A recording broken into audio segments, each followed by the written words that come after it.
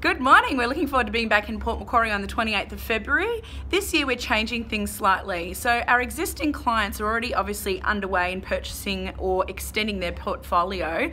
What we're changing this year is really suiting the events to where you're at. So this very first for the year is part one in our series of events, and what that covers off on is how to get started investing in property. Then the next in the series will be how to extend your growth or grow your portfolio even more. So you might find that that's more suitable to you in that you're already one or two properties in.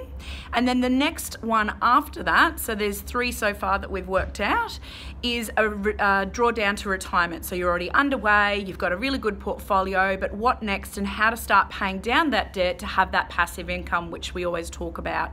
So wherever you're at in life and in your property journey, please make contact with us and we can certainly point you in the right direction for which event might suit you best. I'll pop my contact details below.